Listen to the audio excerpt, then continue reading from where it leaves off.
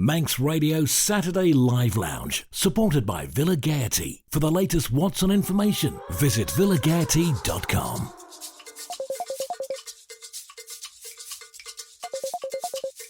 Aha, is that Sam? Can you hear me, Sam? Christy, hello. Yeah, Hey! it is. It's Sam. Faster, my. We are faster, my. Check you out with your Manx. Okay, so just clear something up for me first then. Are you actually Manx or did you just grow up here? I just grew up there. It's cheating, isn't it? No, it's not cheating at all. We're going to claim you as our own.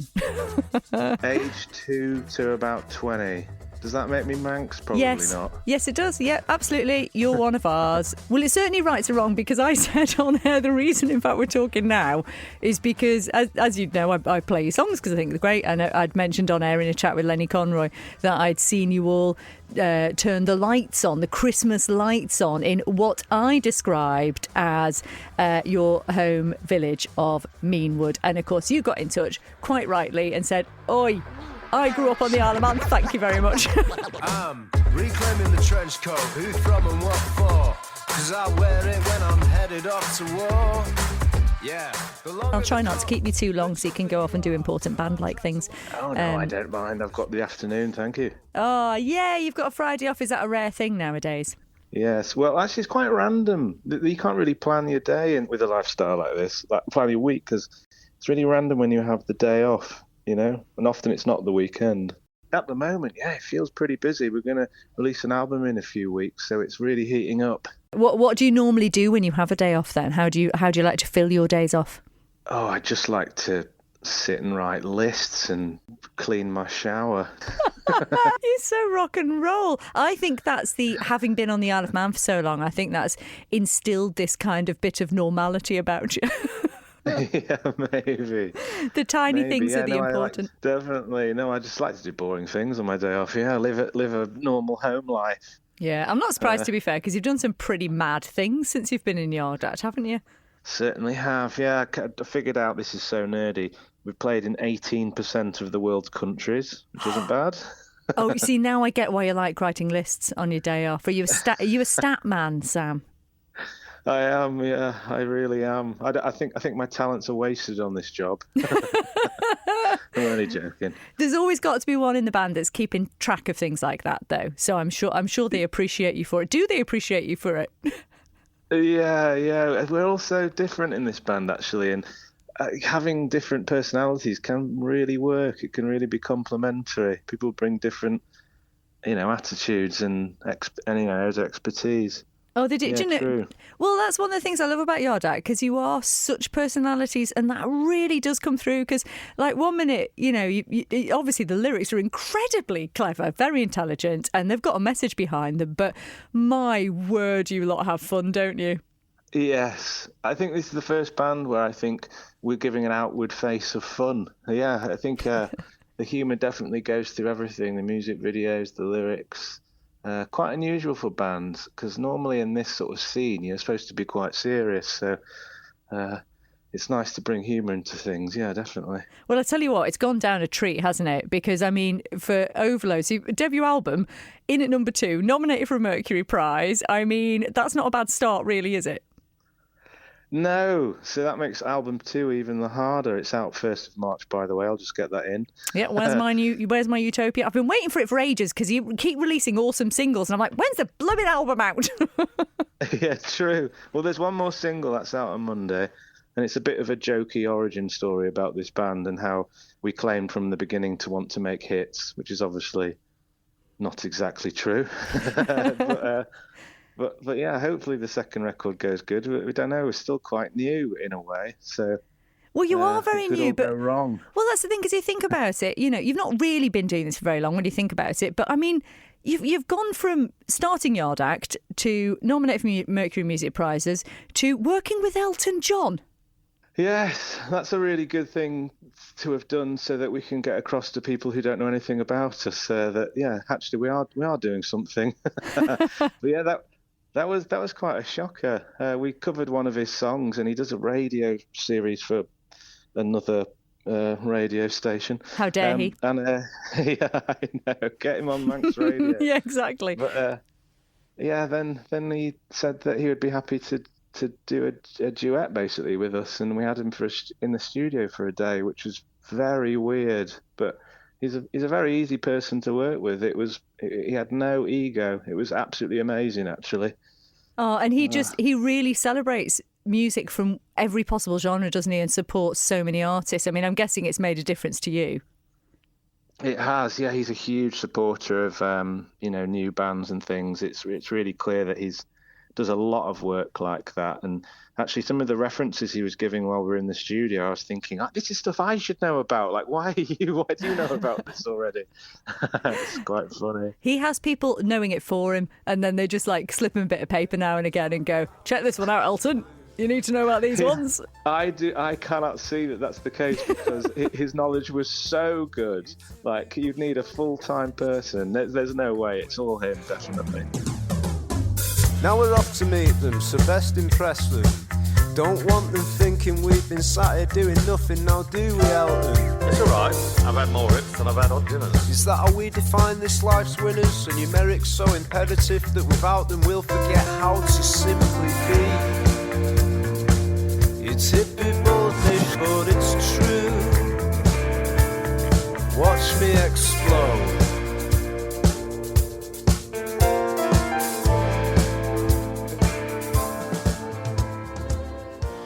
Well, listen, let's go back to the beginning then. So how did you come to be in Yard Act, and what's it like being in Yard Act?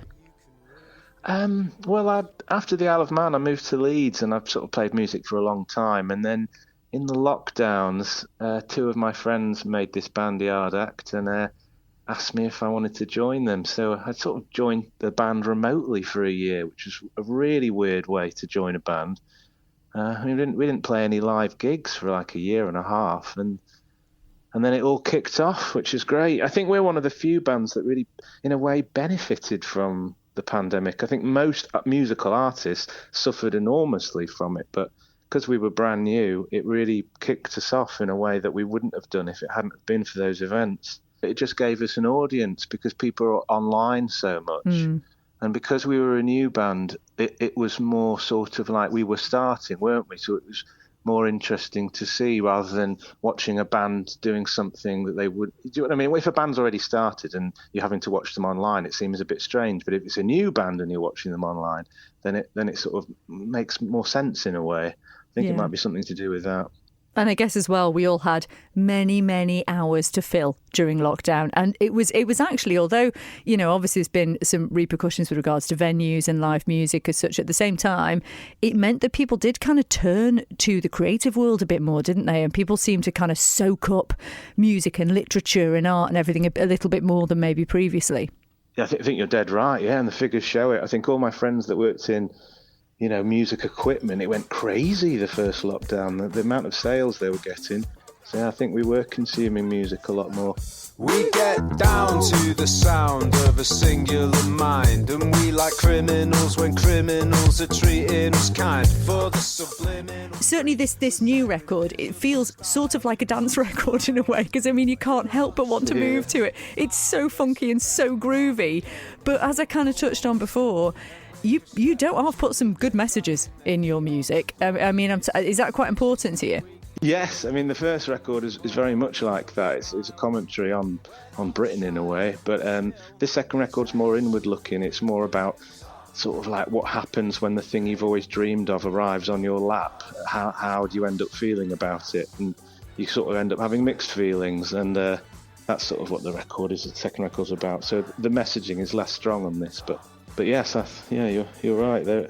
The lyrics are sort of in your face, and he's from Warrington. And he's got quite a strong northern accent, so that's also unusual in music in general. So lay waste to your superiors to lighten the mood, or kowtow to your inferiors for fear you'll look rude. If you don't, are your interiors as perfectly skewed as mine are? Maybe I'll show you sometime.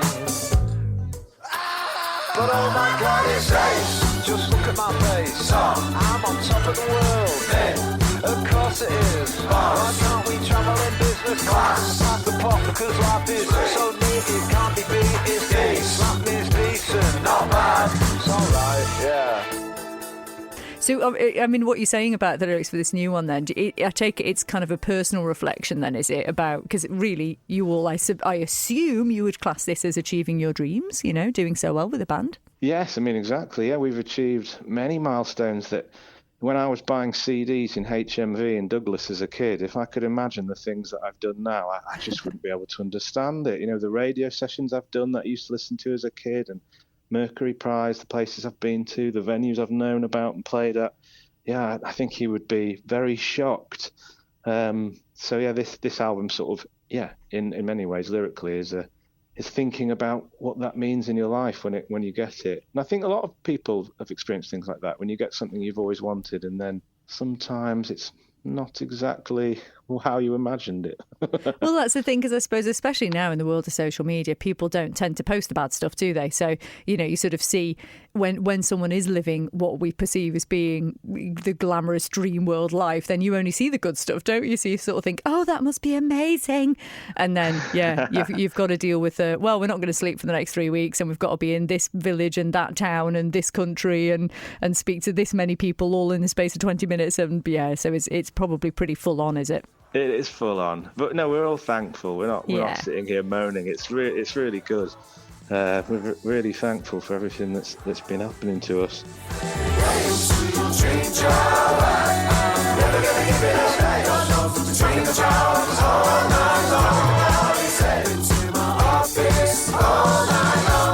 Well, I've got to say, like I said, it really does come across because you clearly have so much fun. And a lot of that is portrayed in the videos, which I know you've worked with James Slater on most of them, I think, haven't you, for the concepts of the videos. Yeah. And they are superb and they kind of run together in a way, don't they? There's sort of like a running theme with them. I mean, do you all get involved very much in the concept or does it mainly come from James and James together, or how do the videos work? Yes, it's the two Jameses really that come out with the concepts for those videos. The ideas are so strong so early that I just feel like I should step back creatively and let them get on with it. But yeah, the idea of the music videos for this record is that they will run together as a film. We've filmed some extra bits to sort of make it into a narrative, so hopefully that will come out as well. And you got Rose Matafeo in one as well. Yes, we nearly had her as a support for one of our gigs, but I can't remember what happened, but she couldn't actually get down in the end. I think illness or something. But yeah, she then joined us for a video, which was amazing. Oh, that's so cool. Well, we look forward to seeing those because they are stories in themselves. They're brilliant, really well. If you've not seen them yet, dear listener, do go and check them out. They are excellent and well worth looking at. Okay, then let's come back to the music itself then. With regards to, I suppose, the Yard Act song process then, sort of how does it work? Is it sort of led by James and then you all sort of chip in, or does everyone, sort of contribute the same amount? Or where does a song start for Yard Act? I'd say the standard way a Yard Act song starts is that an electronic drum and bass loop is made, normally by Ryan, our bass player, perhaps. And then if it's got something to it, James might write some lyrics. So the very early demos will just be electronic drums, a bass guitar, say, and his vocals. And then on top of that, then we layer and create and shape the songs. And we thought that might change now that we're not recording it remotely, because that was a product of having to, send emails to each other with tracks. But actually, we're still working that way now that we're all together in the room. It seems to work for us. I don't know why. Yeah, it's clearly a proven format, isn't it? And especially with Where's My Utopia, out March the 1st, write it in your diaries. I mean, NME have called it one of the most anticipated albums, haven't they, of 24, alongside the likes of Last Dinner Party, of Brilliant Idols, Libertines, The Cure. I mean, that must make you all feel pretty good. Or does it not really matter to you, that kind of review and critique? Yes, I know. It's a tricky thing to say. Like, it's lovely getting lots of interest, but always to sort of keep yourself grounded, you've got to sort of put it to the back of your mind and just carry on doing what you're doing in a way. Yeah. And I think the difference of, because how old am I now? 38, I think. I think that when you get sort of note at this age in your life, you've got a bit more calmness and serenity about the whole thing. When you're younger, you're sort of a bit more wide-eyed and you take everything in quite heavily, but I think when you get a little bit older, you sort of take it in your stride a bit more. Yeah, I think you get to a point, don't you? Kind of like you're just grateful, for things like this happening. Yeah. And there's less, I suppose, there's less kind of the desperation of youth, Exactly. Yeah, that. yeah. Nailed it. We make hits, 2 good millennial men, and we do it again every night on the back of the bus. It ain't no fuss. We're on the same wage, and we ain't afraid to get paid on stage. On fiction, cut any act is a fact. If you get your back backed up at that, you won't be missed. Now we make hits. We make hits. Right. So when we were done. So obviously we talked about the fact you grew up on the Isle of Man. What are some of your lasting memories of the island? Oh, so many, yeah. I used to live near Union Mills, went to Braddon Primary School, went to QE2. I think the guitar was first put in my hand by Miss Dennett, my Year 6 teacher, and if it wasn't for her, I probably would never have done this. That's amazing. Have you spoken to her to thank her yet? I did, yeah. I sent her a message not so long ago. I thought I should at least let her know that she's been really significant in my life for that reason. Yeah, no, that's brilliant. Any teacher that goes beyond, the remit and puts instruments in the hands of people, you never know where it might go. Yeah, so I'm really thankful for that. Well, we know that music can absolutely change your life, and it creates a community around you as well, which I think is something that is very strong on the island, isn't it? The music scene. Yes, that's true.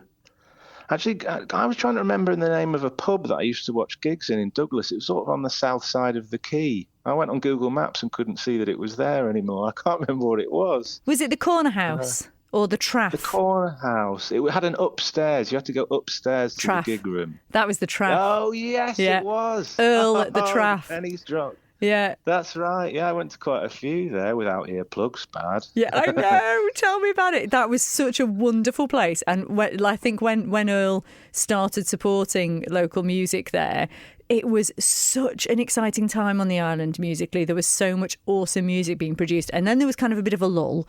And now it's all come back up again. And it is brilliant now. It's really, really good over here. Do you get to come back very often, or do you not so much? No, not so much. But actually, we were thinking that we should all do gigs in our sort of like origin home. So it'd be, for our singer, it would be Warrington. For me, it would be the Isle of Man. For our drummer, it would be Kettering or somewhere. But yeah, and I thought, yeah, we should do that. That would be brilliant. Please do. Honestly, it would make my year. Come to the Isle of Man, because I know you're about to go out on a tour, aren't you? You've been announcing tour dates. That's right. Yeah, I think we're pretty booked for a bit, but yeah, I think later on, I think this is a good idea in my mind. Anyway, I think it is. I'd love to come back. If people ask me where I'm from, and I'm in, say, America, I might say Leeds because that's where I live now. Yeah. But if people are really asking where are you actually from, I say the Isle of Man. That's where I spent my childhood and young adulthood. So I definitely still feel from the Isle of Man in that sense. Good for you. It does something, doesn't it?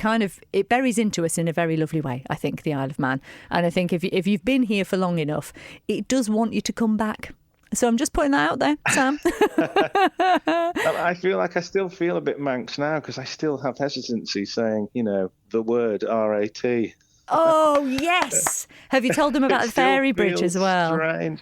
And the ferry bridge, yeah. You see, if you do come over, you're going to have to take them to all these places, and maybe Magnetic Hill as well. Yeah, see if you can experience Magnetic Hill. And it'd be fab to have you over here. Well, do you know what? It's been an absolute joy catching up with you. I really appreciate you taking the time to do this, Sam. And thanks for educating me as to your real origins of the Isle of Man. And I'm delighted that you did get in touch with us. So go on then, give a plug to your new album. I will do, but first I'll also shout out one of our lighting directors, Frankie McDade. She's from the Isle of Man. So there's at one point been 2 of us from the Isle of Man in a yard act. But our new album's out on 1st of March in fine record stores everywhere. And there we go, sold. And Frankie's doing extremely well as well. It's great. Do you know what? There's a lot of talent off the tiny Isle of Man, isn't there? Isn't there just, yeah. We're getting there. Well, at least there's you and Frankie anyway, so we'll take that. And the Bee Gees. Yeah, well, exactly. Yeah, Union Mills Post Office, right? There you go. You see, you grew up next to the Funkmeisters, so that's pretty good, isn't it? Oh, do you know what I forgot to ask you about? I messaged my mate Kim, who I think went to school with you, Kim Holton. Her name is. Oh, yeah. And she said, oh yeah, I went to school with Sam. And I said, go on then, give me some dirt on Sam. And the only thing she told me was Christmas haul. What's the Christmas haul, Sam? Tell us about the Christmas haul. No, it's just an annual post I put up of the presents my parents get me, and it's often quite weird. What sort of things are included in the Christmas haul without embarrassing them too much? Oh, it'll be like 2 Bongellas, pint glasses. This year there was a Isle of Man sign for the front of your house welcoming you in Manx. So I thought that was quite nice. Well, that's brilliant. I hope you're going to get that up somewhere. Yeah, definitely. And I hope you make use of the one thing I spotted, the grouting brush.